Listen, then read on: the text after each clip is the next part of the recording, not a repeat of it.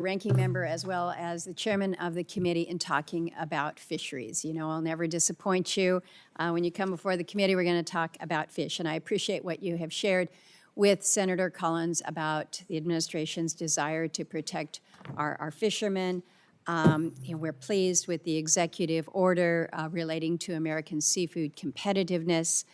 I had an opportunity just yesterday to visit with one of our seafood industry leaders in the state of Alaska.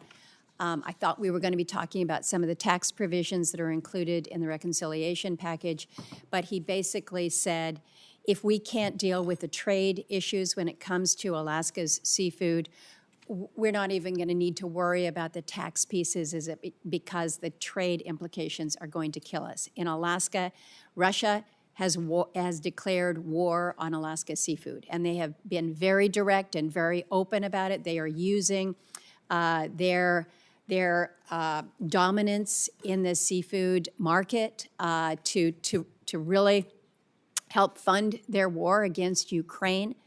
And the effort is one that we are looking at and needing to make sure, I mean, really desperate to make sure that the administration fully understands the implications of what is happening right now.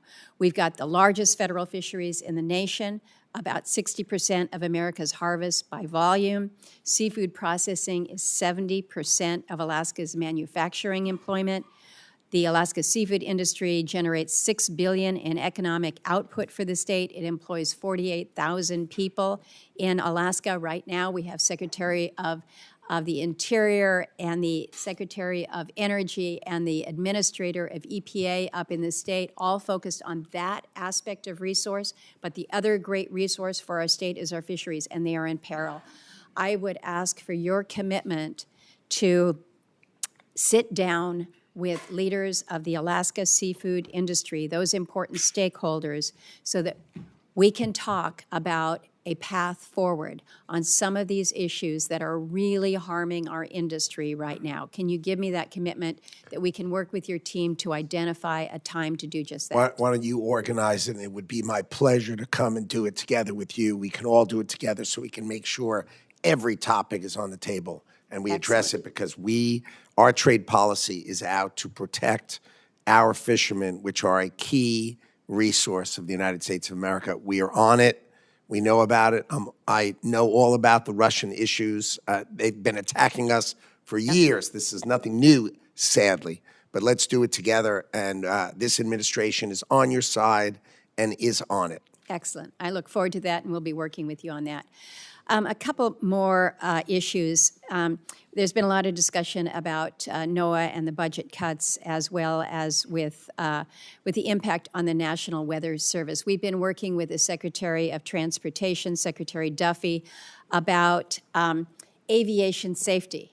We're going to make some headway. There's good support within the budget now to do that, but we have a connection here with the Department of Commerce in that the automated surface observing systems, the ASOS systems as they are known, which provide for the aviation safety, are managed by the National Weather Service. So right now, we're looking at about a 40% staffing shortage, and I've heard what you've said to other colleagues about, you know, you're not cutting in key areas. I need to make sure that we are looking critically at the National Weather Service staffing in Alaska to make sure that we are not compromising in any way the systems that are vital to transportation, commerce, and safety. We need them to stay operational. So if you can just commit to me that you'll look at that. Sounds sensible to me.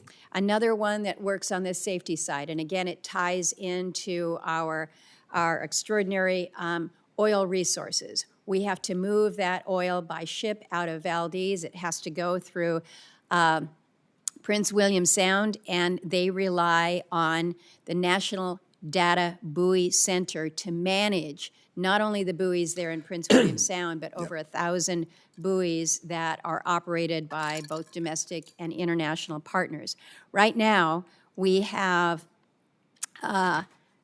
a buoy, the Seal Rocks weather buoy that's right outside of Valdez.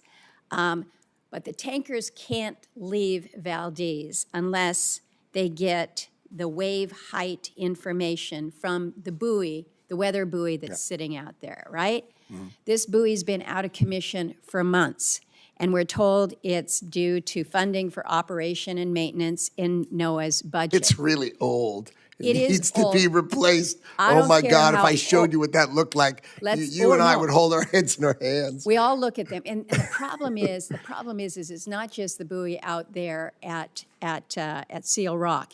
It is this system, this constellation that is designed to be the information source, the protectorate for the safety. So let's work on this. But I highlight. Got to modernize it. We've got highlight to because we've got some work to do, but it all knits together.